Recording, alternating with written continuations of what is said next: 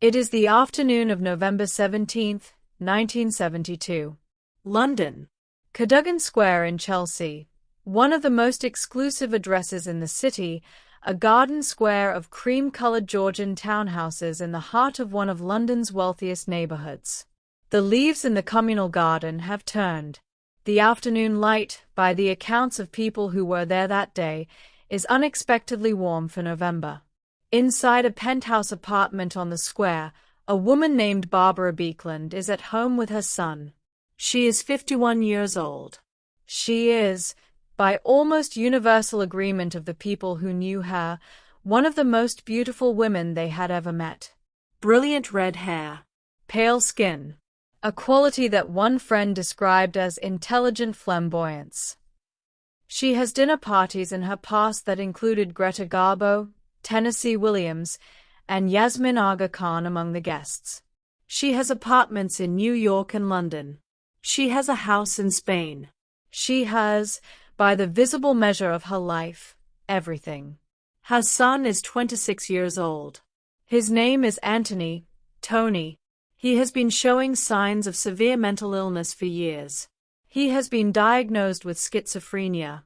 18 days before this afternoon, the psychiatrist treating him called Barbara and told her directly, "Your son is going to kill you." He used those words. He said, "I think you are at grave risk." She told him she did not believe him. At some point in the afternoon of November 17, 1972, Tony Baekeland picks up a kitchen knife and stabs his mother. She dies almost instantly. When the police arrive at the Cadogan Square apartment, they find Tony at the scene. He is on the telephone. He is calmly placing an order for Chinese food. 3 questions will follow us through this story today. How did a girl from a modest family in Cambridge, Massachusetts get from a childhood defined by poverty and loss to a penthouse in Chelsea? And what did it cost her to get there? What happened inside the Baekeland family? Across a marriage, a divorce, a nomadic existence across the capitals of Europe that produced the catastrophe of November 17, 1972. And what does it mean that Barbara Baekeland was warned? Warned explicitly, by a doctor, with 18 days to act. And did nothing. Before we go further, if this kind of storytelling is what you have been looking for, the subscribe button is just below this video. We cover true crime and hidden history from around the world, told with the detail and care it deserves. No sensationalism. No rushing through the facts. Just the full story, properly told. Hit subscribe, and you won't miss the next one. To understand what happened in that London apartment, we have to understand who Barbara Daly actually was before she became Barbara Baekeland. We have to understand the transformation she performed, on herself, on her life, on everything around her. Because the story of Barbara Baekeland is not really about the end. It is about what it took to build everything that preceded it. Cambridge, Massachusetts, 1921. Barbara Daly is born on September 28, 1921, in Cambridge, Massachusetts, a city just across the Charles River from Boston, in the northeastern United States. It is the home of Harvard University, of intellectual life, of a certain kind of old New England respectability. But the Daly family does not belong to that world. Her father, Frank Daly, works a modest job. Her mother, Nina, known to everyone as Ninny, is a woman of nervous temperament who had a breakdown some years before Barbara's birth. The family is not poor in an absolute sense, but they are not comfortable. They are the kind of family that maintains appearances with effort. In January 1933, when Barbara is 11 years old, her father drives into the family garage, seals the door, and dies of carbon monoxide poisoning from the car's exhaust. He has arranged it to look like an accident, so that his family can collect the life insurance. His daughter is 11. She is told her father died accidentally. The truth is there in the way things are, even when nobody says it. After Frank's death, Barbara and her mother moved to New York City. They take up residence at the Delmonico Hotel, not a humble address, managed by the life insurance money, maintaining a surface of respectability that requires constant effort to sustain. This is the world that makes Barbara Daly. A world of maintained surfaces, of appearance over substance, of beauty as a kind of currency, of the need to be seen as something you are not quite sure you are. She is going to use all of it. The transformation, beauty as a strategy. By her late teens and early 20s, Barbara Daly is, by the documented assessment of everyone who encounters her, extraordinarily beautiful. Red hair, pale skin, a quality that is hard to describe precisely but that every account of her returns to, something magnetic, something that makes a room pay attention. She models. She appears in Vogue and Harper's Bazaar. She is recognized in the social circles of New York as one of the most beautiful young women in the city. She also has an invitation to Hollywood. A screen test with the actor Dana Andrews. The screen test does not lead to a film career, but it leads to something else. At a Hollywood party, she meets a young woman named Cornelia Baekeland, known as Dickie. Dickie introduces her to her younger brother. His name is Brooks Baekeland. Brooks Baekeland, the fortune and the man. Brooks Baekeland is, when Barbara meets him, a trainee pilot with the Royal Canadian Air Force. He is handsome. He is charming. He is, by his own later description, an aspiring writer who rarely puts pen to paper. He is also the grandson of Leo Baekeland. Leo Baekeland is one of the most consequential inventors of the 20th century. In 1907, he invented Bakelite, the world's first synthetic plastic, a material that transformed manufacturing, technology, and daily life across the planet. Bakelite made a fortune. That fortune, by the time Brooks Baekeland exists, has produced a family of considerable wealth. Barbara Daly looks at Brooks Baekeland and she decides. She tells him she is pregnant. She is not pregnant. But she tells him she is, and they marry quickly, in California. She lists her profession on the marriage certificate as painter. He lists his as writer. Both of these are aspirational rather than factual. The marriage is built, from its first day, on a foundation that is not quite solid. Barbara knows it. Whether Brooks knows it, whether he suspected and married her anyway, whether he was deceived completely, is something only he could have answered, and he did not answer it cleanly in any of his later accounts. What they build together, in spite of all of this, is spectacular. The life they built. After the marriage, Brooks and Barbara move into a luxury apartment on the Upper East Side of Manhattan, the fashionable East Side of New York's Manhattan Island, the address of money and social standing in mid-century America. They host dinner parties. The guest lists include Greta Garbo, Tennessee Williams, William Styron, Yasmin Aga Khan. Barbara becomes known, not merely as Brooks Baekeland's wife, but as a presence in her own right. She is funny, sometimes savagely so. She has opinions about art, about literature, about people. She is not the kind of woman who sits quietly at her husband's side and reflects his light back at him. She generates her own. She also has problems that the beautiful apartment and the famous guests cannot solve. She drinks heavily. She has bouts of severe depression that the social world around her can see and that she does not try very hard to conceal. She has what contemporaries describe as an unstable personality, capable of rude outbursts, of sudden cruelty, of emotional volatility that makes people in her orbit simultaneously drawn to her and wary of her. She and Brooks have affairs. Both of them. Openly, eventually. The marriage contains these things and continues. On August 28, 1946, Barbara gives birth to a son. They name him Antony. Tony. He is photographed as a baby, as a toddler, as a small child, always with the look of someone the world has decided is charming. His parents describe him as a prodigy, as enchanting, as the most wonderful thing in their world. He will be the end of it. Tony, the child who grew up in transit. From 1954 onwards, Tony is 8 years old. The Baekeland family begins living nomadically. New York in the winter, Europe in the summer, Spain, Italy, France, Switzerland. They are always moving, always in beautiful places, always surrounded by beautiful people. Tony grows up in this world without roots, without a school that lasts more than a year, without friends who remain friends because you always leave, With two parents whose relationship is combustible and whose attention to him is simultaneously smothering and absent, present physically, because they take him everywhere, absent in the ways that matter, because they are consumed with each other and with the maintenance of their glittering life. He is, by documented accounts from people who knew the family through those years, a sensitive child who becomes an increasingly troubled adolescent. He draws well. He writes poetry. He is interested in ideas in a way that suggests a genuine intelligence that never found a proper direction. He is also becoming frightened of something that nobody around him is prepared to address directly. He is gay. In the world the Baekelands inhabit, international, artistic, socially sophisticated, homosexuality is not invisible. Gay men move through the circles they travel in. But for Barbara Baekeland, Tony's homosexuality is not something she can accommodate. This is the thing that several accounts of this case treat as a minor detail and that I think is actually central to everything that follows. Barbara's response to her son's homosexuality is not simply disapproval.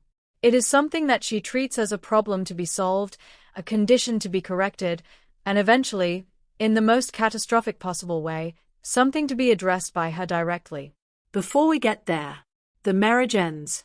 In 1967, after years of mutual affairs, mounting instability, and the accumulated weight of a relationship that was always more performance than partnership, Brooks and Barbara Baekeland divorce. Barbara is left with Tony, with money, a settlement, and her own considerable resources, and with nothing holding together the structure of the life she had built except her own will and her son. The descent, after the divorce. The divorce from Brooks Baekeland does not produce the relief or the freedom that either party might have expected. It produces, in Barbara, an intensification of everything that had been managed while the marriage held. She drinks more. The depression deepens. She continues to move, London, Mallorca, New York, back to Europe, but the movement no longer has the social momentum it once did. The apartment on the Upper East Side, the dinner parties, the famous guests, these things are still there, in diminished form. But the center of gravity of her life has shifted. It has shifted toward Tony. And Tony, in the years after the divorce, is deteriorating. In 1967, at 20 years old, Tony meets a man named Jake Cooper, a bisexual Australian. They travel together. They allegedly begin an affair. When Barbara is told about this by a mutual friend, she does not take it calmly. She drives to Spain to retrieve her son. Tony, at the French border, does not have his passport. There is a confrontation. Both Tony and Barbara are arrested. Both are released. This episode, a mother driving across borders to physically retrieve her adult son, both of them ending up in a foreign jail, tells you something about the dynamic between them that all the dinner party photographs cannot convey. Barbara and Tony are, by this point, bound together in a way that has stopped resembling a healthy mother-son relationship and started resembling something considerably more dangerous. Mallorca, 1968, the line that was crossed. In the summer of 1968, Barbara and Tony are in Mallorca, a Spanish island in the Mediterranean, where the Baekelands have spent many summers. They are there after the divorce. Tony is 22. Barbara is 46. What happens in Mallorca in the summer of 1968 is the most contested and the most disturbing element of this entire story. Barbara alleges, to friends, to people she trusts, that she has had a sexual relationship with her son. That she has done so, in her framing, as a cure.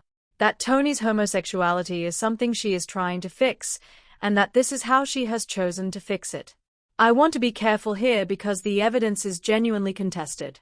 One of Barbara's former lovers, Samuel Adams Green, later wrote publicly that he did not believe the incestuous relationship actually occurred, that Barbara was simply enjoying shocking people, that she had a well-documented pattern of saying outrageous things for effect, and that the accounts of what happened in Mallorca were her own version of events, told to her social circle, not independently verified.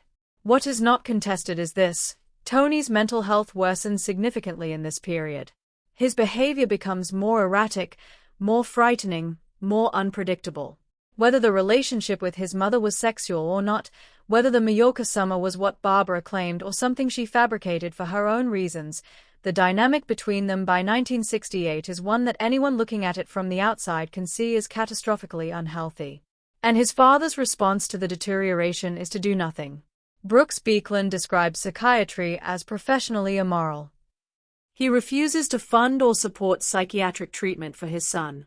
His position, maintained despite the visible evidence of Tony's breakdown, is that Tony does not need professional help. He describes his son, later, as evil.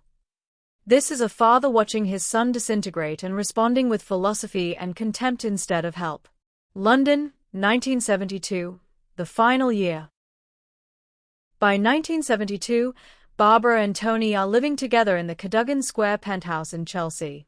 Tony has been diagnosed with schizophrenia. He is exhibiting paranoid tendencies. He hears things. He believes things that are not true. He is, according to the people around them, frightening to be near, not constantly, but in ways that arrive without warning. In late July 1972, 4 months before the murder, Tony tries to throw his mother under the traffic outside their apartment building. He goes for her on the pavement, attempts to push her into the road. She is saved by her physical weakness and by the intervention of a friend, Susan Guinness, who was present. The Metropolitan Police, London's police force, arrest Tony for attempted murder. Barbara refuses to press charges. He is released. This moment, the attempted murder on the pavement, the arrest, the decision not to press charges, is the moment that, more than any other single event, makes what happens next feel not just tragic but preventable. Barbara knows, at this point, what her son is capable of. She has experienced it directly. She is given the opportunity to place him in a context where he can receive proper care and where she is physically safe from him. She does not take it. Tony is sent to see a psychiatrist instead. He begins attending sessions while living at home, in the apartment, with his mother. October 30th, 1972. The warning.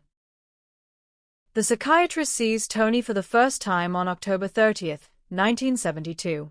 What he encounters in that session is serious enough that he does what psychiatrists are ethically required to do when a patient presents a credible threat to a specific person.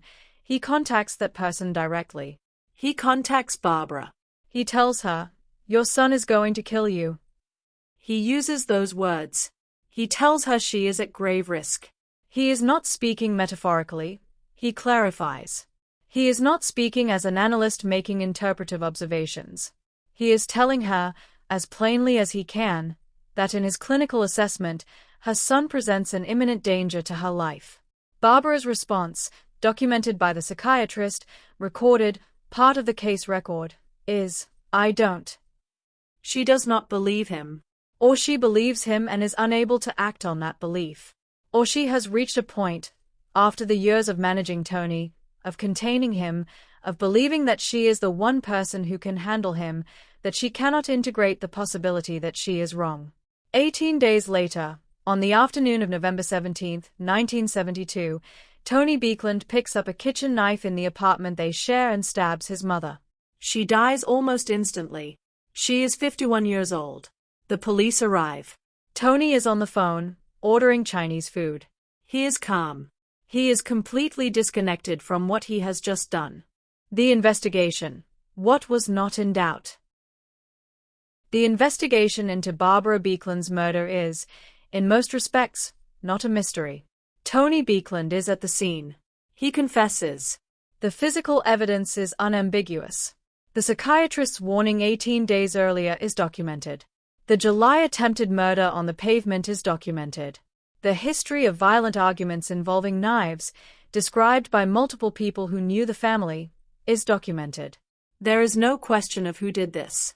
There is no unsolved element in the conventional sense. What the investigation has to determine is why, and what to do with a man who has killed his mother, who presents as completely disconnected from that act, and who is clearly in the grip of a severe and untreated psychiatric illness. Tony Baekeland is charged with murder. He is assessed by psychiatrists. The assessment confirms the diagnosis of schizophrenia. He is found unfit to stand trial in the conventional sense. He is sent to Broadmoor What it is. For those unfamiliar, Broadmoor Hospital is a high-security psychiatric hospital in Berkshire, England, in the county west of London. It is the institution in the British system that houses patients who have committed serious crimes and who are assessed as mentally disordered. It is not a prison in the conventional sense. Patients there receive psychiatric treatment. They are held indefinitely, not serving a fixed sentence, but detained until they are assessed as safe to release. Tony Baekeland enters Broadmoor in 1973. He will be there for 7 years. The first reversal. The family who could not stop. While Tony is in Broadmoor, two things happen in parallel that will eventually collide with catastrophic results. On one side, Tony's condition, under treatment in a structured environment, appears to stabilize. He is not cured. Schizophrenia does not work that way. But he is managed. He is medicated. He is receiving the psychiatric care that his father refused to fund during his years of obvious deterioration. He functions. He writes letters. He is, in the institutional assessment of the people treating him, making progress. On the other side, a campaign is underway outside the hospital to have him released. His maternal grandmother, Nina Daly, the same ninny who had moved to New York with Barbara after Frank Daly's suicide in 1933, is 87 years old and deeply devoted to her grandson. She believes he can lead a normal life under her supervision. She wants him repatriated to the United States. She has allies. Wealthy, connected allies. Among them is Hugo Monicoots, connected to the famous British banking family of that name. There are contacts at the American Embassy. There are contacts in Washington. This is a campaign funded by inherited wealth, conducted through social networks, aimed at securing the release of a man who has killed his mother and who his own father describes as evil. His father, Brooks Baekeland, is against the release. He believes Tony should have been found guilty of first-degree murder. He believes the psychiatric framework is being used to avoid accountability for what Tony did. He says his son is evil. He is not entirely wrong. But he is also a man who refused psychiatric treatment for his son during the years when that treatment might have mattered, on the grounds that psychiatry was professionally immoral. The moral authority of his position is complicated by his own history. In July 1980, the campaign succeeds. Tony Baekeland is released from Broadmoor. The second reversal, 6 days. Tony Baekeland is released on July 21, 1980. He flies directly to New York City. He goes to stay with his grandmother, Nina Daly. She is 87 years old. She has spent years advocating for his release. She believes in him. On July 27, 1980, 6 days after his release from Broadmoor, Tony Baekeland attacks his grandmother with a kitchen knife. He stabs her 8 times. He breaks several of her bones. Nina Daly survives. Tony Baekeland is arrested. He is sent to Rikers Island, New York City's main jail complex, a facility considerably less equipped to manage psychiatric patients than Broadmoor had been. The people who campaigned for his release, the wealthy, connected friends and family members who had spent 7 years arguing that he was ready for freedom, are now silent. There is no campaign this time. The mid-video question. I want to ask you something directly. On July 21, 1980, Tony Baekeland walked out of Broadmoor. He had been there for 7 years. The medical assessment said he had stabilized. The wealthy campaign had succeeded. 6 days later, he attacked the woman who had spent those 7 years fighting for him. With the same weapon. The same act. What does it tell you about the systems, psychiatric, legal, social, that allowed this to happen? And what does it tell you about the people who have the wealth and connections to bypass those systems when they find them inconvenient? Drop your thoughts in the comments. Because this question matters beyond the Baekeland family. It matters for how we think about mental illness, accountability, and the quite different experiences that wealth and poverty produce in the criminal justice system. The third reversal, plastic. Tony Baekeland is held at Rikers Island while the legal process proceeds. Attempts to secure bail are made and delayed. His medical records from Broadmoor take time to arrive from the United Kingdom. The process is slow. On March 20, 1981, Tony Baekeland returned to his cell at Rikers Island. At 3:30 in the afternoon, he is found dead. There is a plastic bag wrapped tightly around his head. His death is not definitively established as either suicide or murder. It remains, officially, an open question. Was it self-inflicted, or was it something done to him by someone else in the facility? What is not in question is the final irony. Tony Baekeland, the great-grandson of the man who invented the world's first synthetic plastic, died suffocated by a plastic bag. In a somewhat sinister act of unintentional irony, his shocking and sad end had been brought about by the very synthetic material that had made his family rich decades before. The family that Bakelite built. The fortune that gave them the apartments, the parties, the nomadic European existence, the lawyers, the contacts in Washington. The material that paid for everything. It is the last line of the story. And it is not a comfortable one. Who was Barbara Baekeland? Really? I have been thinking about Barbara Baekeland for a long time, and here is what I keep coming back to. She was a woman who built herself from nothing, with exceptional skill and genuine intelligence, into a life that most people in her position could not have imagined. She used beauty as currency, because it was the currency available to her in the world she was born into, in the era she came of age in. She used charm and wit and social acuity to position herself in rooms she had not been born to enter.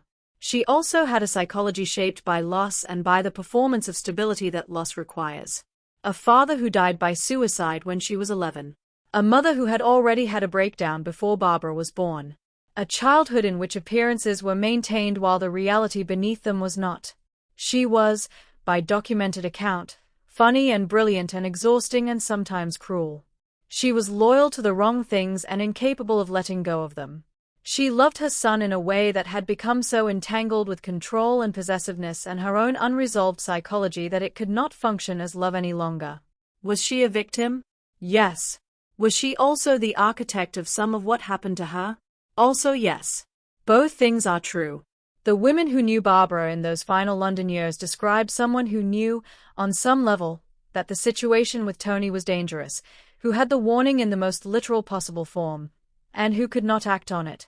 Whether that was inability, a psychological paralysis produced by years of managing an unmanageable situation, or a kind of willful blindness, a refusal to accept that the thing she had built with her son had become the thing most likely to destroy her, we cannot know. What we know is that she was warned, explicitly, specifically, with 18 days to act. And she did not. The question of what produced Antony Baekeland, what shaped the man who killed his mother, is one that the case raises but cannot fully answer. There is documented schizophrenia. This is not a choice or a moral failure. It is a serious psychiatric illness that, in Tony's case, went untreated during the years when treatment might have mattered most, because his father considered the profession treating it to be morally suspect. There is also a childhood and adolescence in which the boundaries of normal family life were consistently violated. A mother who tried to manage her son's sexual identity rather than accept it. Parents who exposed him to their own instability throughout his formative years. A nomadic existence with no stability of place or relationship. The terrible, documented dynamic of the Mallorca summer. What produced Tony Baekeland is not a single thing. It is the accumulation of all of these things, operating on a person who was already, by the neurological evidence, vulnerable in ways that the people around him refused to address. Brooks Baekeland called his son evil. Evil is a moral category that explains nothing and demands no action beyond condemnation. The psychiatrists who treated Tony at Broadmoor found a man with a severe and treatable illness who, in a structured and medicated environment, could function at a basic level. The treatment that produced this result was the treatment his father had refused to fund for years. The illness that produced the murder was the illness that had been visible to everyone around him and treated as a personal failure or a moral deficiency rather than a medical condition. I am not saying this to excuse what Tony did. He killed his mother. He attacked his grandmother. These are facts that remain true regardless of what produced them. I am saying it because the question of what could have prevented all of this has an answer. And the answer is not a comfortable one for a family that used its wealth and connections to circumvent every system that tried to intervene. The Baekeland story is, among other things, a story about what money can and cannot buy. Money bought Barbara Baekeland everything she wanted from it: the apartment, the parties, the access, the beautiful life. It could not buy her stable psychology, or a healthy relationship with her son, or the ability to act on a warning that she knew was serious. Money bought Tony Baekeland 7 years of proper psychiatric care at Broadmoor that his father had refused to fund privately. It also bought his release from that care through a campaign of wealthy connections and family advocacy, years before the people treating him were confident the release was safe. And after the release failed, after Tony attacked his grandmother with a kitchen knife 6 days after leaving Broadmoor, Money bought nothing. There was no campaign this time. The connections were silent. The embassy contacts did not call. Tony Baekeland went to Rikers Island. And 8 months later he was found dead with a plastic bag around his head. The system that wealth can access, it turns out, has limits. And the Baekeland family had spent decades testing those limits, and the testing cost everyone around them everything they had. Brooks Baekeland outlives his ex-wife, his son, and his son's victim. He eventually remarries and lives into old age. He never fully grapples publicly with his role in refusing psychiatric treatment for Tony during the years when it mattered most. He maintains, to the extent he addresses the case at all, that Tony was evil and that the psychiatrists were wrong. Natalie, the grandmother who survived Tony's attack, is 87 years old when her grandson stabs her 8 times. She survives. What the experience of advocating for his release and then being his victim does to her, psychologically, emotionally, in her final years, is not documented in the public record. She outlives Tony. The Cadogan Square apartment where Barbara died is still there. It is a private address in one of London's most expensive neighborhoods. People live there. The Baekeland case came to wide public attention through Savage Grace, a book published in 1985 by Natalie and Stephen M. L. Aronson. The book is constructed entirely from documents, letters, interviews, court records, and uses no omniscient narration. It lets the voices of the people who knew the Baekelands tell the story directly. In 2007, the book was made into a film directed by Tom Baekeland, starring Julianne Moore as Barbara and Eddie Redmayne as Tony. The film is unsettling and somewhat controversial. One of the former lovers depicted in a specific scene wrote publicly that the scene was misleading. The film did what these things often do. It gave the story a wider audience and, in doing so, shaped the public understanding of what the case was about. The film foregrounds the psychosexual dynamics of the relationship between Barbara and Tony. It is not wrong to foreground them. But it is worth noting that the film, like most accounts of this case, is primarily interested in the darkness of that specific relationship, rather than in the structural context that made the outcome almost inevitable. The father who refused psychiatric care. The institutions that failed to intervene. The wealth that bought a release from Broadmoor 6 days before another attack. These elements exist in the background of most accounts and deserve more of the foreground. Here is the thing about Barbara Baekeland that I find I cannot set aside. She was warned, explicitly, by a professional, with a clinical assessment, not a guess, not an intuition. An assessment that said, "This man will kill you." She replied, "I don't believe you." Why? The most considered answer I can give, and it is not a complete one, is that by November 1972, Barbara Baekeland had spent so long managing the impossible situation of her relationship with Tony that she could no longer evaluate it from outside. She had refused to press charges after the July attempted murder. She had continued to live with him. She had continued to be the person who handled Tony, because there was nobody else who would or could. The management had become her identity. Letting Tony be managed by a system, hospitalized, treated, taken from her, would have meant admitting that her management had failed. And Barbara Baekeland was a woman whose whole adult life had been built on the refusal to admit failure, on the maintenance of the surface, on the performance of a life that was beautiful and controlled even when everything beneath it was not. The psychiatrist told her the surface was about to break. She said, "I don't believe you." She had been performing the beautiful life for 30 years. She could not stop. Barbara Daly was born in Cambridge, Massachusetts in 1921 to a family that had very little. Her father died by suicide when she was 11. Her mother had already broken down before she was born. She used beauty and intelligence and determination to build a life that looked, from the outside, like everything. She is buried in France. Antony Baekeland is buried in New York. The fortune of Leo Baekeland, the inventor who created the first synthetic plastic, who built an empire from nothing, who gave his family the wealth that shaped everything that came after, continues to exist in various forms, administered by various descendants, most of whom have no connection to what happened in a Chelsea penthouse in November 1972. Bakelite itself, the material, the plastic, the product, is obsolete now, superseded by better materials. You can still find it in antique shops, old telephones, radio casings, early electrical fittings. Black and brown, heavy and smooth. The world's first plastic, which changed everything, which made a fortune, which bought a life, which ended the way it did. The psychiatrist told Barbara Baekeland she was at grave risk. She said, "I don't." She was wrong.